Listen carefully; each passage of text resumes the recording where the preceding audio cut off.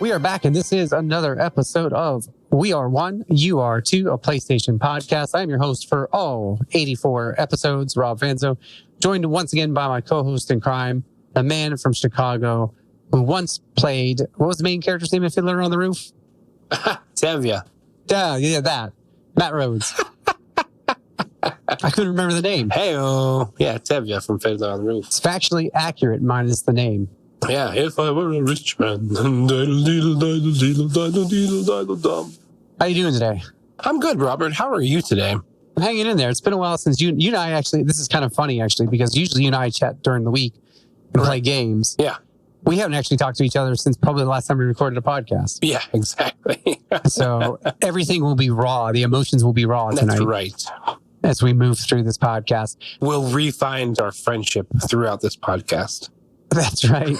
I do want to remind people that if you like what you hear, you can go to rate us first and foremost on Apple Podcasts. Go to listen to us on Google Play, Stitcher, Patreon, Podbean, YouTube, all the services of your choice every week by Wednesday at noon. Now, I was a little slow this week. I think I got it up at 12:45, but that's because honestly, I forgot to find an image for the little cover that I like to have all the time. But anyway. If you like what you hear, please rate us and like and share and subscribe to us on those services. We really appreciate it. If you're really feeling generous, you donate $1 at Patreon. It'll help get us out of our jobs and into this one.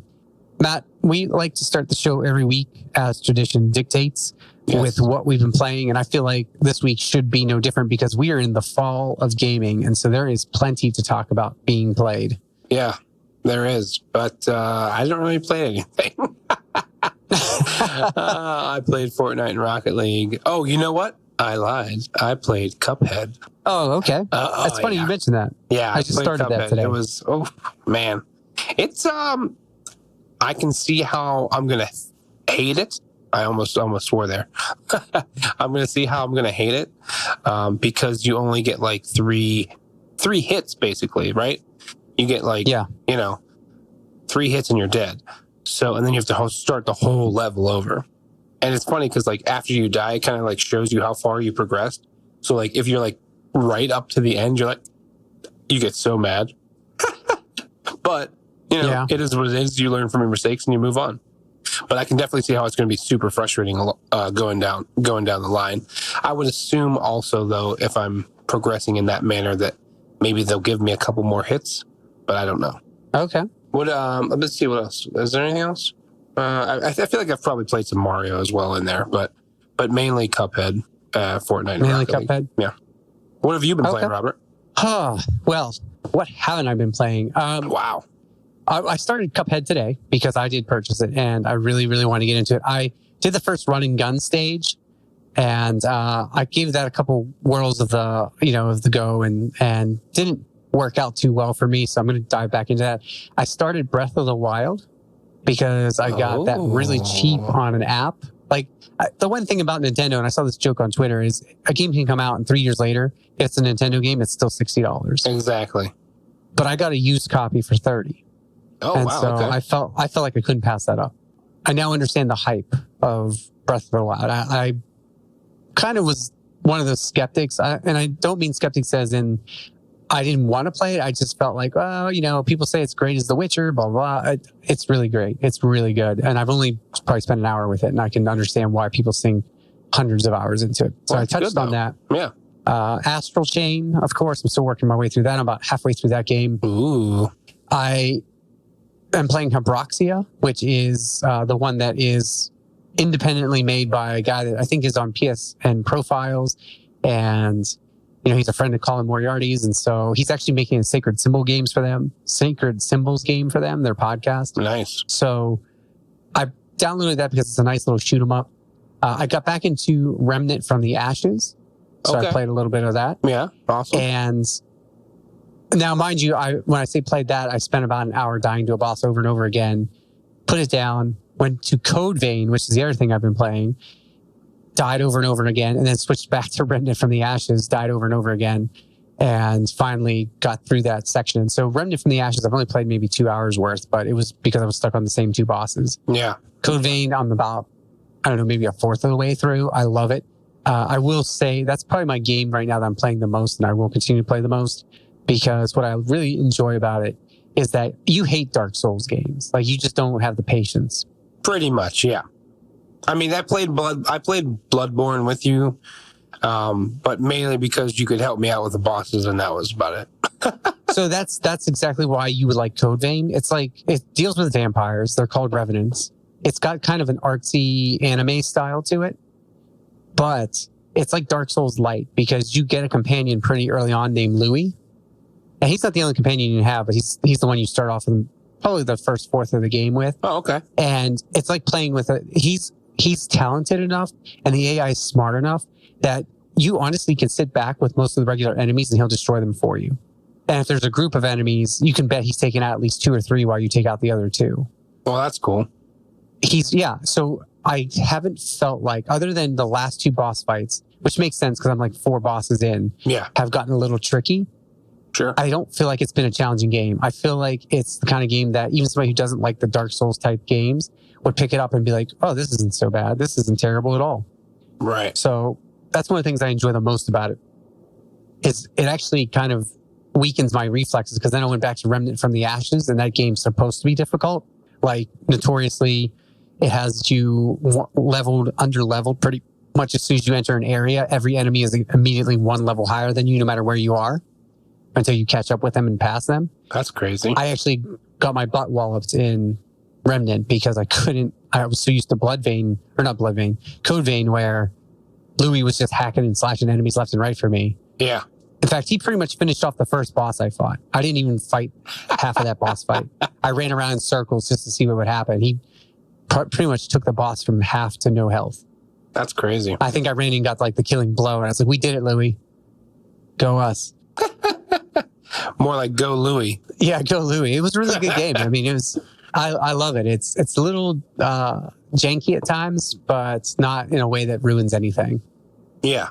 Well, that's good. I'll probably record myself playing some of it at some point. Well, that's pretty much it for me. Oh, yeah. Well, aren't you just a man about town with games this week? Well, my Switch helps a lot, because most of those were played like I had 10 minutes here laying in bed, or, I got up in the morning early for work and I had 15 extra minutes. And so that was me the other day. I don't know. I went to bed super early, and I was like, I got up early. I was like, you know what? I could play some video games right now and it'd be great. So I did. It's like 5 a.m. I was just like, yeah, this is the life. And so that's the thing, right? I mean, the Switch is great for that, because there's a lot of games on there that are easy to do. And even Breath of the Wild or Astral Chain, I don't mind necessarily pausing for a moment to, continue playing those later. I don't mind setting those off for a minute off to the side and playing 10 minutes here or there. So yeah, it's good stuff. I really like it. Cool. So that's it for me. I know that was actually quite a bit now that I say it out loud. Yeah, that is definitely a bit. I hadn't really thought about it until I started talking. I was like, holy God, I've played a lot of games this week. You sure did, Rob. But that's your MO, so. It is. But I got to be knowledgeable for the listeners. So yeah, absolutely. I got to do something. All right. Anywho. Let's move into, in case you missed it, I should say that we were going to talk about quite a few things this week. We're going to talk about PlayStation 4 domination. We're going to talk a little bit about, I think PS5 is in here. We're going to talk a little bit more Last of Us, because there's a lot of Last of Us this week. Of course. But the big thing I want to cover this week, too, will be our topic. Will actually be PS Now. And we'll talk about why that is such a big deal this week, I think. Cool. I think that's going to be the title of this episode is PS Now flying, or no, what did I have? Sinking or sailing with PS Now or something like that. I'm going to name it something like that, unless you come up with something wittier. Don't give away the title. Also, I would definitely come up with something more wittier than that. Well, you've got the next 45 minutes to think of it. Oh, yeah. I'll come up with something. So let's move into the news in case you missed it. Oh, yeah.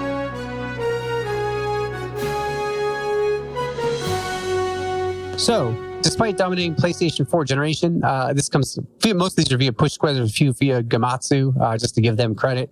And I think one of them is Kotaku. I'd have to check. Despite dominating the PS4 generation, Sony still hasn't quite shaken off the shackles of devastating PlayStation 3 era. Now, I thought this was interesting. It seems that the brand boss, Jim Ryan, has spent some of his time on Reset Era, a very dark part of the web, in some cases. Because speaking with Wired, he revealed that he doesn't want his company at Sony to be complacent. And he said, quote, "The track record of the incumbent platform winning the next time around is not a great one.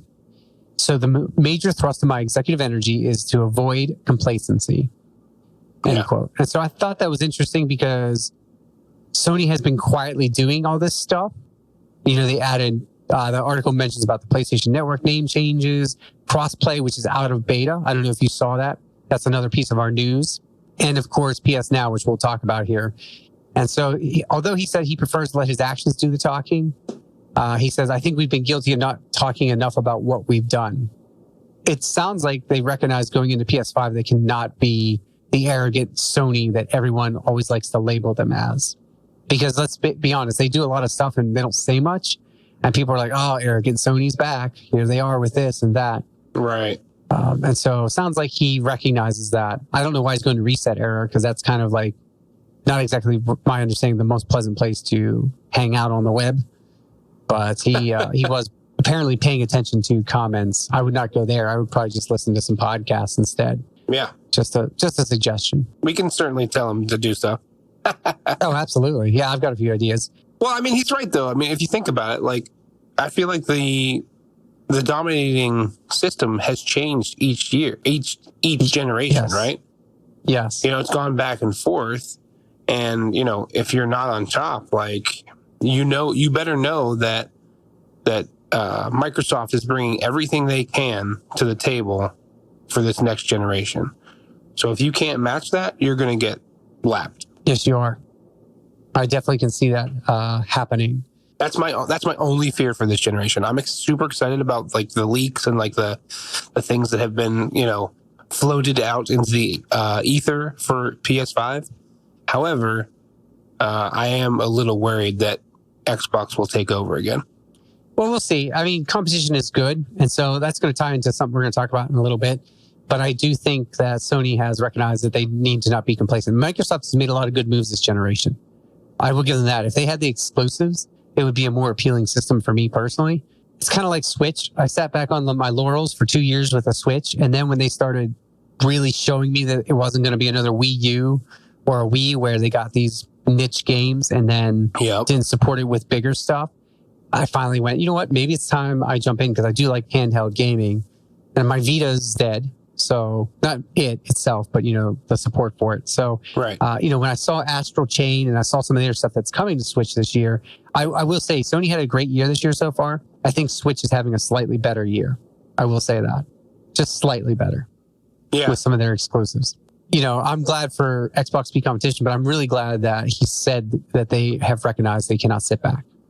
Naughty Dog has apparently gone mental with all of the tech in The Last of Us. I don't know if you saw this interview with Polygon, but co-director Anthony Newman explained the game's heartbeat system, which sounds absolutely insane. Just to kind of give you some highlights from this article, every enemy, every ally, the infected, everyone has a heartbeat. When characters are performing strenuous actions like running, jumping, and engaging in combat, their heartbeat will increase, and this will lead to dynamic audio, like heavier breathing and panting. As Ellie runs around, she might try to mimic heavy breathing to catch her breath, or she will have heavy breathing to catch her breath. Same goes with enemies. If they're running around looking for you, you'll be able to actually hear them breathing if they're nearby. That's so they great. might want to attack you. Yeah, I know.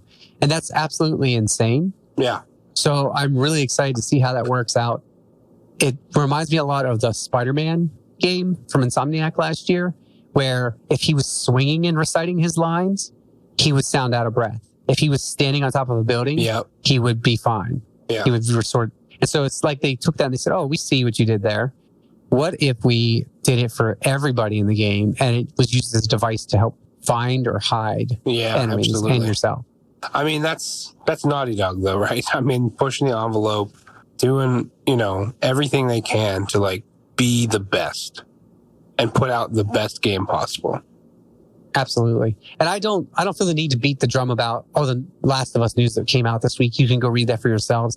There's a lot of stuff that came out this week. I just found that to be the most fascinating because that more than anything tells me how much they've pranked into this game. Not just the fact that the multiplayer it's been put off and it's its own thing and they'll probably release it later down the line or whatever. Yeah. But the fact that the small detail, like, oh yeah, let's talk about breathing, how breathing works in this game, is really going to show us what they can be capable of. Yeah, there was something that came across for me about heartbeats and like there's even the dogs have heartbeats. I was like, what is this? It didn't process and I never clicked on it.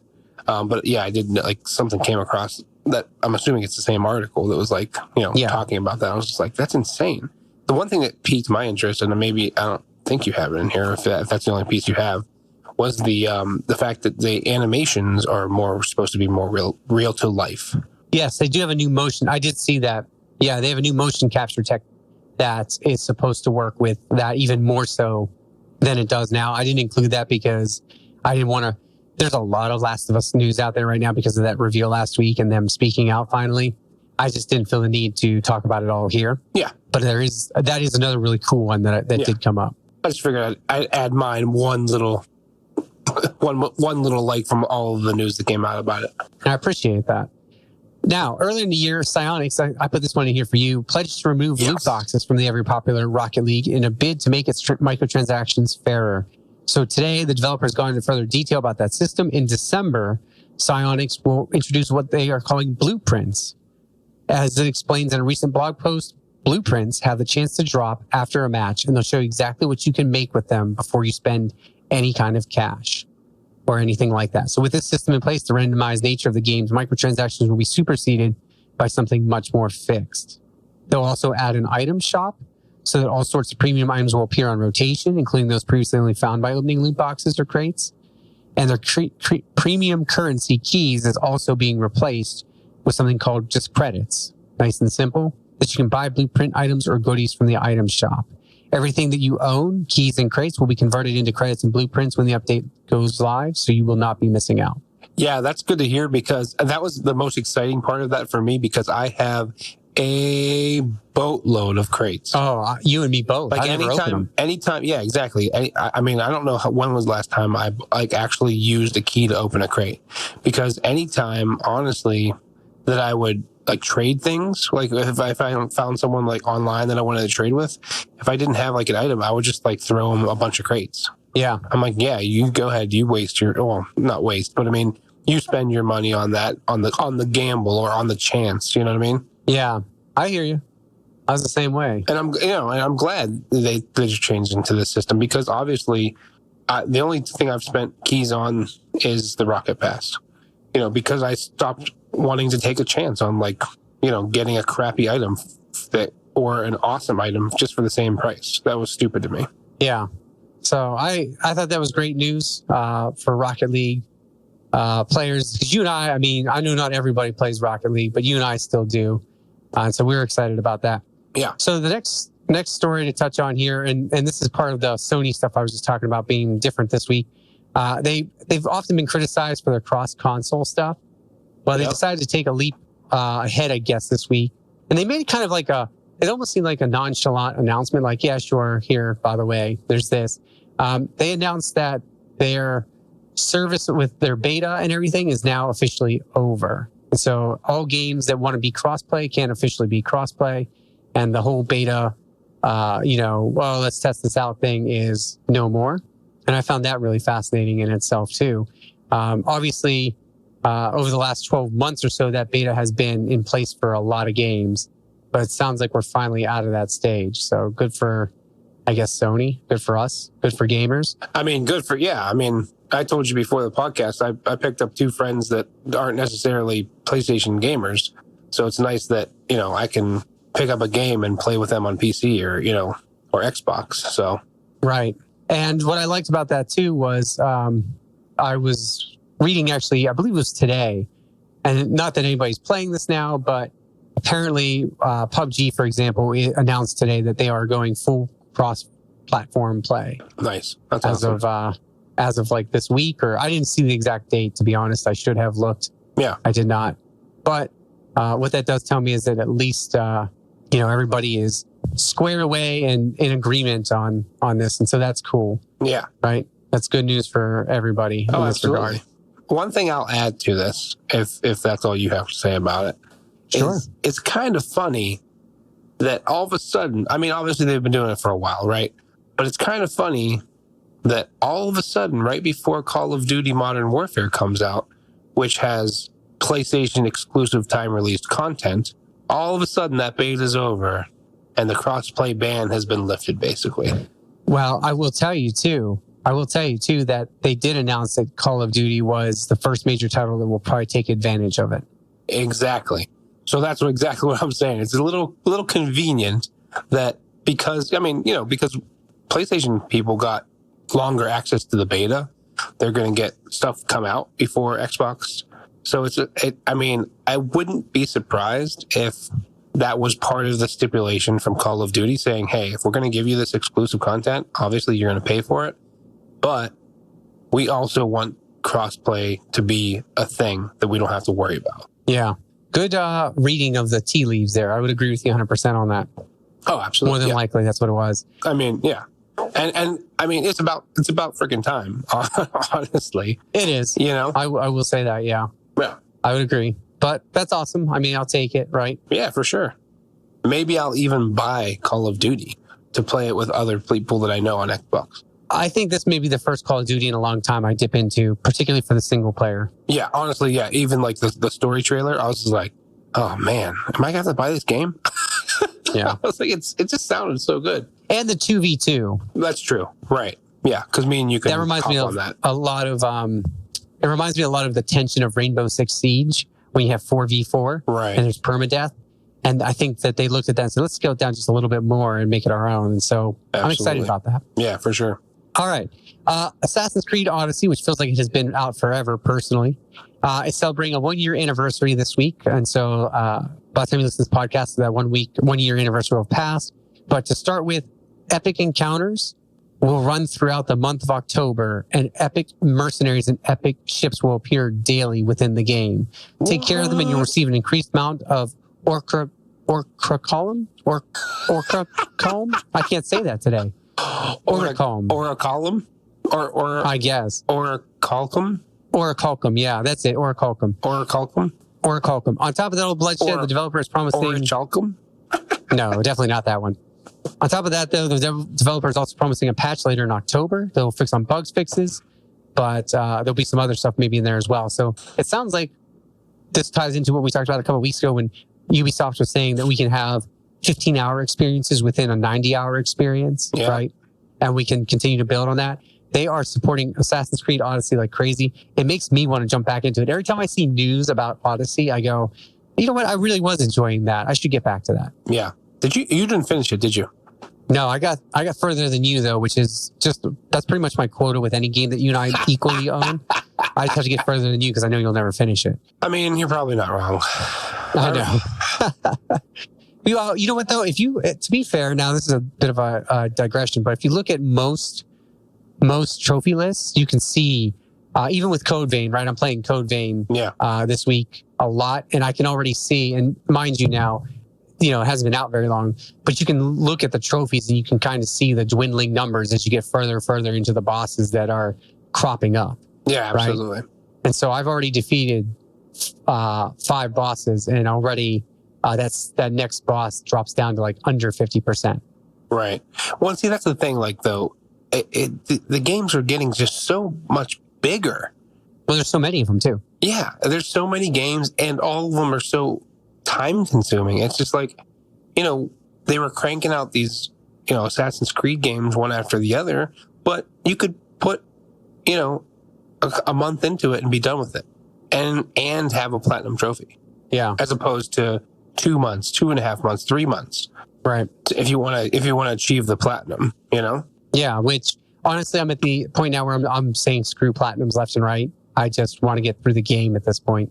Yeah, exactly. And I think that has, I almost want to jokingly write an article about how Nintendo Switch has helped me get over my love of trophies. Because I still love trophies, but I recognize now that I don't like when I play Astral Chain, I just love collecting everything and I pretend there's a trophy associated with it. Like, I just collected 15, pieces of equipment. Well, there's not a fun ding, but there are achievements in Cuphead. I saw that. Yeah. I was like, yes, thank you. I was like, this is going to be right. I was like, Rob's definitely going to play a lot more Cuphead because there's achievements for it. I did want to peek at them. And I thought, no, I'm just going to start it. I'm going to play it and enjoy it. I'll peek at them later and then go back and do them. But anyway, let's move on. At the time of publication of this article and probably as of this podcast, because I've been following up on it, we've had several Sony people actually leave. The biggest one for me that was the saddest was Sean Layden has departed. Yeah. He was overseeing Sony's roster of first-party studios. He played a pivotal role in the recent acquisition of Spider-Man, Insomniac Games studio. He replaced Jack Tretton. He's basically become the face of the brand, to be quite honest. And so he's the one that wore the Crash Bandicoot shirt, right, and kind of teased everyone about that the year before it came out. Yeah. And so he hasn't announced his next step, but they have thanked him for his time and attention and his efforts at PlayStation. And then off the heels of that, we got Atsushi Morita also leaving Sony Interactive Entertainment. He's the president of SIE Japan Asia for a long time. He is actually retiring.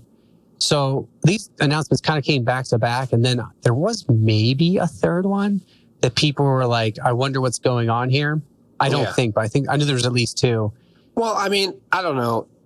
He's 60, so that makes a little bit more sense as far as like retiring. I don't know. Right. No, I agree. But yeah, if there's other departures, you're grouped together, you're kind of like, wait, what's actually going on? Right. And so I did want to point out in regards to that is also technically the time of year for Japan where they have their, what's the word I'm looking for? They have kind of like a turning over of employers or employment because it is the start of a new fiscal year over there. Oh, and so unlike Americans, it is a little bit more traditional for Japanese companies and for Japanese employees or that are employed under Japanese companies to actually either leave or retire at the end of a fiscal year. Interesting. Right? So that would be like quitting your job in here, maybe, I guess, over if your fiscal year runs January to January, or how we would tend to think of a lot of fiscal years, I guess, or March to March. Yeah. Right? Retiring right after that comes up. And so I just wanted to point that out because I saw some rumors on Twitter earlier this week. People were freaking out and I can't believe this. I can't believe this. It's everybody's leaving. There's something going on with Sony. It's the PlayStation is going to suffer, blah, blah, blah. But no, it's just the fact that this is the time of year that we would normally see that. It just happens to be two really big names this time around. Right. Yeah, exactly. So I wanted to highlight that. So moving on. So we'll see who replaces him. Hopefully somebody that's just as interesting because I love Shuhei Yoshida, but I feel like he's been behind the scenes and too quiet lately. Bring us back Shu, make him the face of the brand again. Bring back Kevin Butler. I would take Kevin Butler again. Yeah.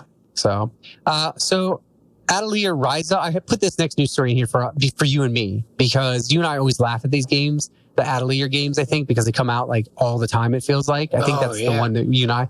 So Atelier Ryza, Ever Darkness and Secret Hideout. I just want to point this out. The Wall Street Journal reported on this, that they moved over 150,000 copies during its first week of release in Japan. So pre-orders of the game outpaced those for recent games in the 22-year-old series, and the sales were the fastest for any title in the series. Wow. And so I just wanted to point out that it launched on PS4 and Switch on September 26th in Japan.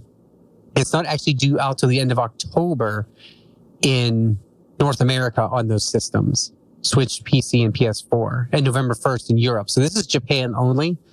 And 50,000 copies is nothing to laugh at. That's more than like Xbox sold in like 6 months of the actual hardware, right? Yeah, right. It's true. That's more than most games sell over there in like a week, right? That aren't very Japanese. I guess that one is pretty Japanese, but I was thinking like Monster Hunter and stuff like that. But those are the only big ones, right? But like it's rare to see a game sell like that, especially a game like that's 22 years old, has a bunch in the series and has never really sold like that before. Yeah. So I thought that was very impressive. I wanted to include that. And then the last piece of news that I wanted to include today that I thought was hilarious, it's dropped on Switch and PC. I don't think it's on PS4, correct? Untitled Goose Game has kind of taken the world by storm, and everybody seems to be talking about it. There was an interview with Nico Disseldorp, who worked on Untitled Goose Game, and I just wanted to share a little snippet of this. He admits the concept seems to have captured the imagination of the gaming world because he says, quote, I think the Goose character allows people to be the source of mischief that lots of people desire to be in video games. No matter what the game is, you find a certain kind of player who will look for ways of making mischief. They may even ignore the story that's been laid out for them and go and do something mischievous instead. In this game, you're told to go in there and make as big of a mess as possible. What I also liked about this, and this is the real reason I put this article in, is they weren't originally going to call it Untitled Goose Game. They were trying or considering calling it by the moniker of Some Like It Hung. I had to stifle my laugh before you finished that sentence because I read it right before. Oh my gosh, how could it not sell if that's what it was called? Yeah, Some he decided Like it wasn't Hung. viable though. So What? yeah, I don't Well, know. probably because it's an older reference, maybe. Probably. I mean, Some Like It Hot is a Marilyn Monroe movie, so it's, maybe a dated reference, but that is just, I thought it was too good. absolute, like, king of wordplay right there. That is just, Yeah, I liked it, right? Yeah, 100%. So I had to share that with you. I thought that was really, really good. Some Like It Hunk. Yeah. So that's pretty much going to wrap it up for the news. I thought that was a good note to end on as well because it was pretty good. Yeah, 100%. So anyway, let's go ahead and move into our talk then, and we can go from there and see what we're doing there. Finally, right? the people get to the talk.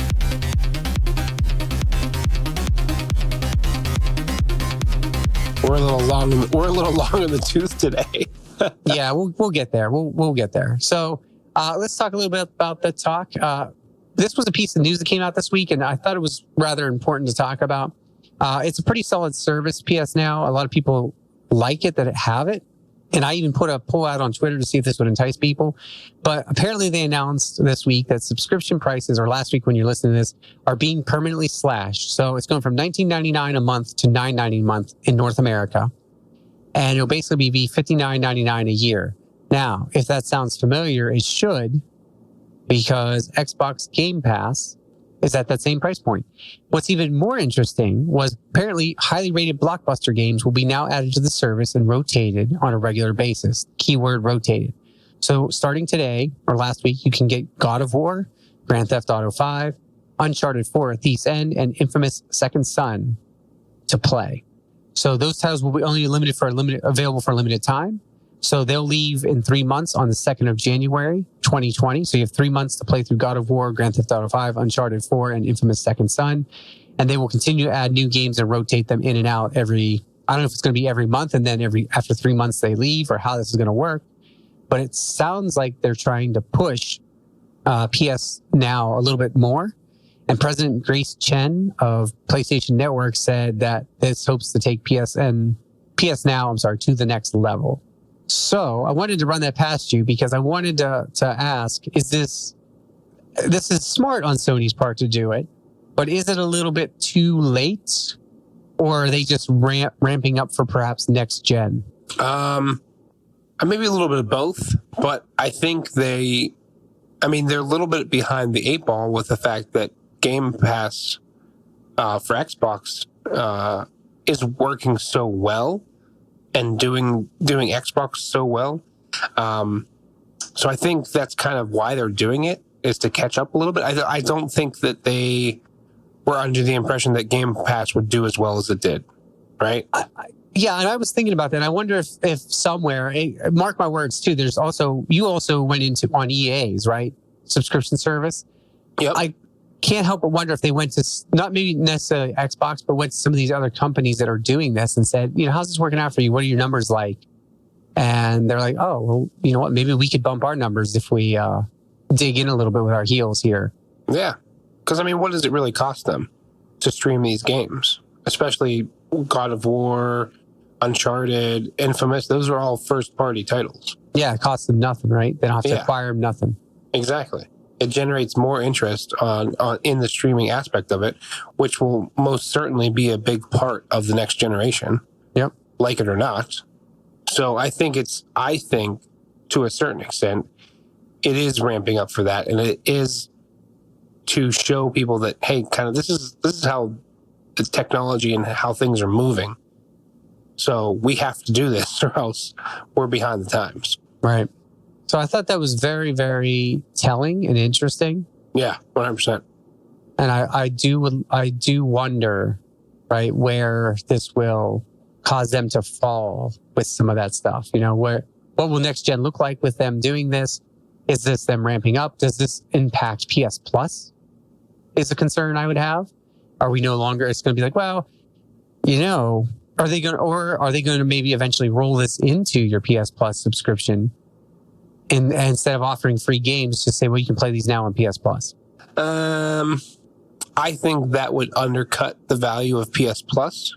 You think so? Even if you gave me like a bunch of free games I could play, kind of like, okay, so think of it this way: think of it as Nintendo Online, right? Sure. The online version that Nintendo has. Do you feel like that's enough value for your $20 a year? Yeah, I mean, I haven't paid for it yet, but thanks to Twitch Prime. But yeah, I mean, I guess it would be. Ultimately, I mean, those are games that I grew up with. I told you how much it took me back, like instantly took me back to playing on a friend's couch, or just playing with my brothers, or those games kind of that we grow up with in our childhood take you back. So I mean, it kind of makes sense.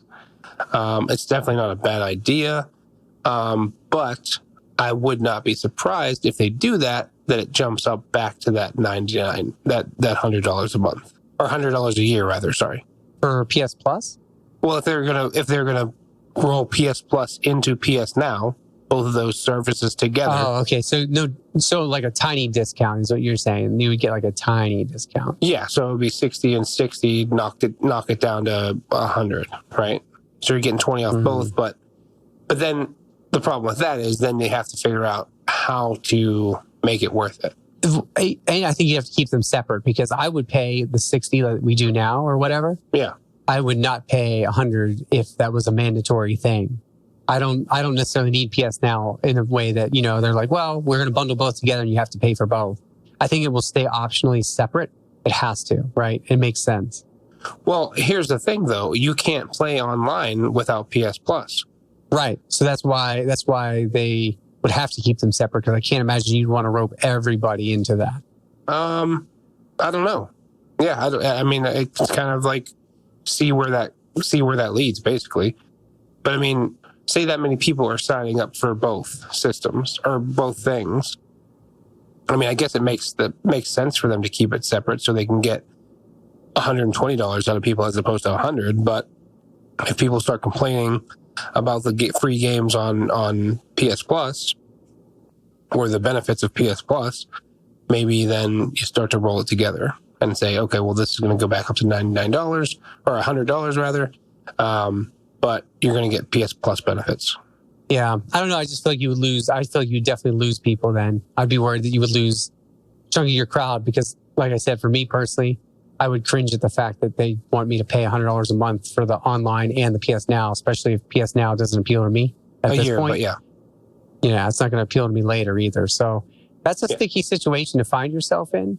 And it's a real gamble. And I'd hate to see them gamble with that and lose. Yeah, for we'll sure. Have to see how that'll work. Yeah. Well, I mean, that's also, you're talking about ramping up for next generation, but maybe that's kind of how they're ramping up for it. Maybe. Is they're saying, well, now it's the new generation. You're going to get both, but you're going to be paying for it. Yeah. I don't know. That is a sticky situation that I'd be curious to see how Sony decides to resolve that, if they go that route. I don't think they're going to. I do think that they will maybe offer a bundled option where, like you said, it's $100 a month. Right. And then they'll still have a year. A year, I'm sorry. Yeah. Month, goodness. No one would pay that. No one would. Unless you're getting every game that comes out. Yeah. Because, I mean, look at how Xbox does it, right? Xbox Live is separate from Xbox Game Pass, correct? Correct, yeah. So, it makes sense to me that they would keep them separate. But I do see this as them competing. But it's odd because I think Sony was kind of sitting back and going, I don't know, like you said, I don't know if this is going to work. We'll wait and see what they do, see how it turns out for them. And then somewhere someone was like, you know what? We're actually making a good chunk of money off of this. You should really consider getting in on this. Yeah. And they're like, slash the prices, right? I can like hear somebody like on a phone, just like, just slash the prices. Why not? Give the people, something. The other thing that I noticed recently is that Xbox Game Pass comes with Spotify Premium, which is super enticing for people who, are, on Spotify and are gamers. Yeah, absolutely. I mean, that's a big thing to kind of entice people to do. Yeah, to offer up. Yeah, absolutely. Like even I was like, oh, okay. If it includes that, I mean, I honestly don't know how much Spotify Premium is. But, it's $10 a month. Okay, but still. Yeah, so it's not terrible, right? Yeah, if you can pay if you can pay $60 for the year and get streaming games and free music, why not? Yeah. Yeah, so that's smart on their part. I don't know. This whole thing's very interesting to me. Yeah, absolutely. I'm very curious to see where it goes and how it turns out, because this is Sony clearly going, you know what, we should have jumped on this earlier, or you know what, we should try. And I think they are really considering seeing if they can do something real interesting next gen with this, and that's why they've decided that. Yeah, that doesn't surprise me. So we'll again see what happens. We'll have to keep our eye on it. Now, my question is, since it dropped down, because you and I always talk about what a great value Game Pass is, right? Yeah. Since it's dropped, though, do you feel like this is more enticing to want to join PS now? I mean, yeah. I mean, for the yearly price, absolutely. Okay. I mean, the cost of one game. Yeah. Like, I don't know who would do quarterly or monthly. That seems just like you're wasting your money. Like I said, with the EA Pass, I think it's just a waste of money. And I think that's if you're on the fence, right? Yeah, sure. If you want to try it out for a month, or if you're on the fence, yeah. See how much you'll use it, that kind of a thing. But I think one of the things with Xbox is they're doing so well because they keep adding so many games to it. Yeah, and so they've been adding some first party games, right? And so Gears sold pretty poorly, but that's because Gears was also on Game Pass. Right. Right. And so they knew that and they didn't care. They were like, well, watch us pocket the money with Game Pass, right? Yeah, exactly. And so I want to know, if they're pocketing like that, what I guess I'm really curious about is this something that Sony's going to look at that data and go, okay, so their first party game didn't do well in sales, but it more than made up for it because of this whole situation where it was on Game Pass. And now they've got, 2 million new subscribers. And let's be honest, how many of those people are going to remember to pay or to cancel that subscription? That's the beauty of all these subscription services, right? You pay for them and then you go, oh crap, I forgot about it. Yeah, we just went over that via text message with my NHL TV. Yeah, and I can tell you myself, I just learned that with Audible, Amazon's Audible. Yep. I used that for a free month, and then I totally forgot about it. And then I looked at my Discover card statement, and there it was, $16. Yeah, they got me. 100%. Yep. Yeah, I think I'm still paying for Amazon Music. That was like last year. I think that I got a free month or free 3 months or something like that. Or I think it was like 3 months for 99 cents each or something like that. Yeah. But I will say I do actually use Amazon Music. Yeah. And so if you use it, right, it's worth it. But that's the thing too, even if you use it. So the games they're putting on there are all pretty old. But even with something like Microsoft and what Microsoft has done, you're kind of getting hooked on that service, right? And even if you don't use it all the time, they don't mind because they're still getting that $10 a month off of you. Yeah, exactly. And somewhere, I don't know where it is, but somewhere there's a little red, or a little, not red marker, but there's a little guy sitting somewhere saying, you know what, this is much more profitable for us than selling $60 a game. Yeah. Right. Microsoft has figured that out. I think Sony's finally figuring that out. And so I'll be real curious to see where this winds up over the next couple of months. But it's interesting because I would love to know for somebody who has PS now, and if you have it, please tweet at me, write us at weare1ur2@gmail.com, or find me on Twitter. I would love to know somebody who has this and feels like they've got their money's worth, like that this is a great value. And that like they've dropped, you know what I mean? This drop in price is even more exciting to them. Because I don't know anybody personally that has it. Yeah, me either. And so I would really like to hear from somebody who does have it, because I want to know, is this all it's cracked up to be? And, this drop in price obviously seems like it would be a good thing for everybody as well. But yeah, it's hard to tell, man. It's hard to tell. But I'm excited. I'm excited that Sony did this. I'm happy that they did this. Yeah. And it's smart of them to add those games to start. Yeah, because those are big names, right? Like if you're on the fence about God of War, or you've never touched Uncharted, or whatever, yeah, then you really, really have a good thing. And if they can take new games, let's say The Last of Us Part 2, they can take The Last of Us Part 2 and 3 to 4 months after it's released, because that's when they typically drop in price, right? About 3 months after release, games sure. do. Yeah, of course. Slap it on there and say, look at this. You waited 3 months. Here you go. Last of Us Part 2. Yeah. Their subscriptions would go through the roof, because their pre-orders are already higher for that than they've ever been for any Naughty Dog game. And so... Oh, really? People who want to... Yeah, I read that this week. I didn't even read that. Yeah, and so people who want to buy it already have it pre-ordered. Those that are sitting on the fence for whatever reason or waiting for a price drop, throw it on there for $10. What are you going to lose? Because you'll probably get twice as many people than those that if you knocked it down to $40 or $35. Absolutely. Right? Yeah. For every one of those you sell, you might get 4 people that sign up and go, 5 people that sign up, and suddenly you're ahead of the game. Right? Yeah. Because now not only do you have them that month, you might have them the month after that and the month after that. Exactly.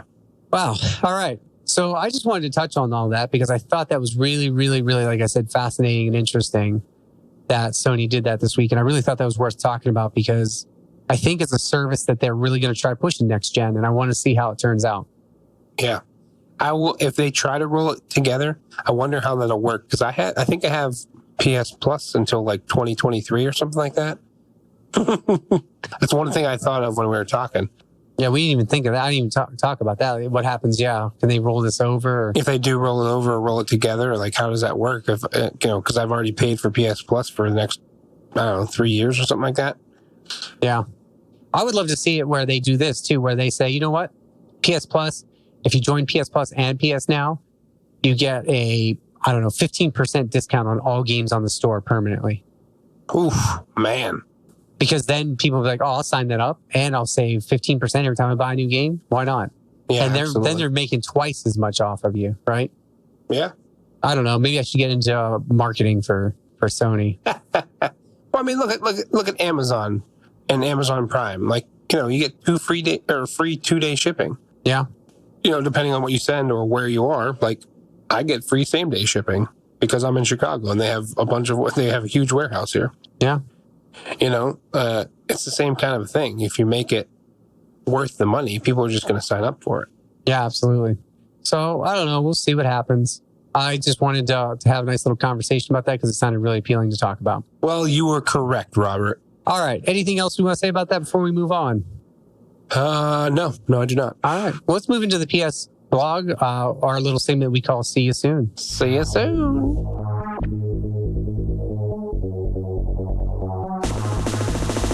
All right, Matt. So not too many games came out this past week or last week if you're listening to this. We're technically a week behind, but that's okay because it's the time of year where you need at least a week to catch up. Do you want to start or you want me to start? I'll start. All right. Even though it's a Vita game, and I know you love your Vita games, but A Whole New World, HOLE. Ooh.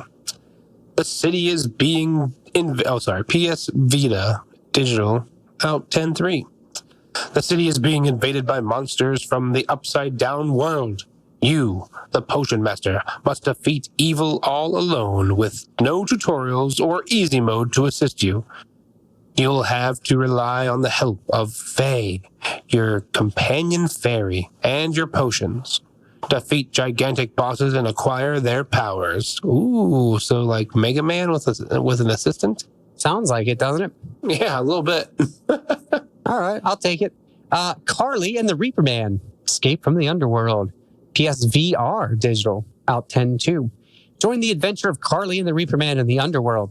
Master platforming to avoid danger, solve puzzles, and build your way through dozens of fun and challenging obstacles to the finish line. Play alone or with a friend. I imagine that's probably online friends because co-op in VR doesn't work very well. No, I don't think so. No, not with one headset. All right, Destiny 2 Shadowkeep, PS4 digital. New nightmares have emerged from the shadows of our moon. Called forth by haunting visions, Iris Morn has returned. Join her to slay these nightmares before they reach out beyond the moon to cast humanity back into an age of darkness. Ooh, creepy. Yeah, I like that. Sounds good. All right, I'm super stoked for this one. Ghostbusters, the video game remastered. Nice. Strap on your proton pack and once again enjoy the Ghostbusters on the adventure with the voice and likeness of the original crew as you battle to save New York. Play through a unique storyline as the players battle and capture ghosts, both well-loved and brand new. Ooh. All right, up next is Le Grand Legacy, Tale of the Fatebounds, PS4, digital out 10.3. Welcome to Le Grand, a beautifully hand-drawn world riddled with curious creatures, devastating wars, and intriguing tales of vengeance and redemption. Embark on an epic adventure through this sprawling fantasy universe and fight alongside the Fatebounds as they attempt to bring peace to Le Grand. I mean, it does look pretty well drawn, at least the cover art. Yeah, it does. It does. This next one's kind of got my attention just based on the cover art. Ling, A Road Alone, PS4 out digital. Ling, A Road Alone is I like the period right after A Road Alone, is a top-down hack and slash game. Following his heart, a young man starts a journey to find his true self across snowy mountains and sand dunes, faced with tough enemies and fierce fights. His only choice is to keep moving forward with determination. Interesting. Mm-hmm. Yeah, even in the title, there's a period after Alone. Yeah. Seems weird. Goofy. Who knows? All right. Mobile Suit Gundam Battle Operation 2. Ooh. The battlefield extends into space. Defeat the enemy with your MS or launch surprise attacks as infantry. Grasp the shifting tides of battle and let loose your victory cry. Mobile Suit Gundam Battle Operation 2 allows you to fight alongside your friends. Basic play free. Ooh. Complete countless battles and missions and become an ace pilot. Sounds interesting, especially for those who like Gundam games, right? This was it's kind of a big deal, even though it has had no fanfare in terms of, them letting us know that it was even releasing. But I'll take it. Yeah. All right. No Way Out, A Dead Realm Tale, PSVR, out 9/30. No Way Out, A Dead A Dead Realm Tale is a chilling VR experience that takes you to hell and back. Race against the clock as you solve puzzles in this haunted mansion caught between our world and the Dead Realm. Will you escape, or will you just become another lost soul trapped in Huxley's mansion? Ooh, who knows? All right, up next, Northgard. Oh, here we go. Please tell me it's Norse mythology. PS4 digital retail out 10/3. I'm not going to do an accent because I will mess it up terribly. Northgard is a strategy game based on Norse mythology in which you control a clan of Vikings vying for the control of a mysterious newfound continent filled with mystery, danger, and riches. Northgard. The boldest Northmen have set sail to explore and conquer these new shores, bring fame to their clan, and write history. Fancy fun for everyone. That's not what it says. I just added that last part. That's pretty good. I love that it's another Norse mythology game. Yeah, I also love the fact that it's like this tiny little coastal picture, and then there's this huge, massive, giant sword in the back. Yeah. All right, One Night Stand, PS4 digital. Can't wait to read this description. After a night of fun, passion, and one too many drinks, you wake up the next morning with a complete stranger. Will you stay and explore your relationship with a stranger, or will you escape as soon as you can? With 12 unique endings to discover, can you keep up the act long enough to find out what really happened? Ooh, that's bizarre. I mean, yeah, I like it. It's kind of funny, though. It's disturbing and bizarre. All right, up next is Ready, Set, Heroes, PS4 digital. Go from zero to hero in this fast-paced multiplayer dungeon crawler meets epic arena brawl. Choose your character, then race through random dungeons to slay monsters, dodge traps, and collect tons of loot to power up. Whoever reaches the end of the dungeon first triggers a vicious winner-take-all arena brawl. Woo! Nice. Ooh. I actually really heard good things about Ready Set Heroes. Yeah. And that's one of the ones I'm really looking forward to maybe checking out at some point. I don't know when, but I would like to check that out. All right. It wouldn't be another week if we didn't have Tic Tac Letters by Pogi. PS4, PS Digital Cross-Buy. Tic Tac Letters is a single-player logic puzzle based on tic-tac-toe. Begin by placing letters so there are no more than 2 X's or O's, consecutive row or column. Then continue with new letters and larger and more challenging puzzles. Ooh, fun. You know what? I get the honors of this one, and the next one for you is going to be fun for you. Anyways. All right. I can't wait for that one. Tom Clancy's Ghost Recon Breakpoint. PS4 digital retail out 10/4. Become a ghost, an elite U.S. Special Operations soldier, as you fight to survive against your brothers who have turned against you. Put yourself in the shoes of a Spec Ops soldier stranded behind enemy lines as you explore this massive open world. Gold and Ultimate Editions available October 1st. I didn't realize that was coming out so soon. I don't know why. Maybe it's because I haven't heard anybody talking about it. It seems like nobody's excited for that. Really? At all. Yeah, I haven't heard. I mean, I've seen some press coverage, but I haven't seen anything comparatively speaking to what, I felt like Wildlands was all over the place. Right? This feels like there's nothing there. Maybe it's just me. But, good for them. I don't know. I feel like I've seen enough about it, but I think it's more they've gone the influencer route. Right. Okay. And maybe that's why you haven't seen as much. Probably. Yeah. I feel like, I don't know. I feel like I see a lot of celebrity slots. A lot of celebrities playing the game or something like that. I feel. Okay. Well, I'll take your word for it. Yep. All right. Last but not least, to wrap it out, it wouldn't be a week without A Girl Who Chants Love at the Bound of This World. This is out PS4 digital retail. This is also out on Switch because I keep seeing them asking me to pre-order it. Your love awaits beyond the bounds of this world. Play as Takua, an academy student who discovers the secret to time travel thanks to a mysterious gift from his deceased father. Use the reflector device to travel through multiple timelines and gather clues to unlock the truth resting beneath Sword Cape. I will say the box art is a little suggestive. It is, but it says you play as Takua, an academy student who discovers the secret of time travel thanks to a mysterious gift from his deceased father. But I'm pretty sure that is a female on the cover art there. Yeah, I don't know. And it's also the fact that it's called A Girl Who Chants Love. So am I looking for and I am Takua? Is that how that's happening? Maybe it's like a Zelda Link situation where people don't actually fully understand unless they play the game who's Zelda and who's Link. Yeah, right? True. Yeah, you're right. All right, Matt, that's going to wrap it up. That's it. Yeah, that's it for See You Soon. Oh my gosh, we finally got through it. And I do want to remind everyone, if you like what you hear, go rate, share, subscribe to us on your podcast service of choice. Please share us. We appreciate it. Thanks for hanging out with us. We'll be back next week with some more good stuff, I'm sure.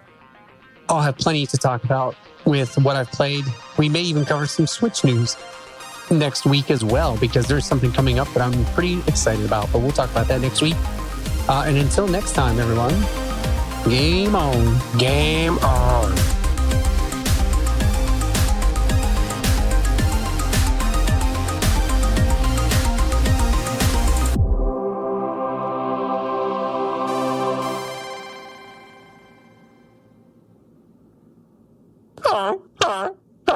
This is the Untitled Goose game. Outro music. Some like it. That was good. Touche. Oh man! As soon good. as you read that thing, I was like, "This is definitely the outro music, 100%." Good stuff.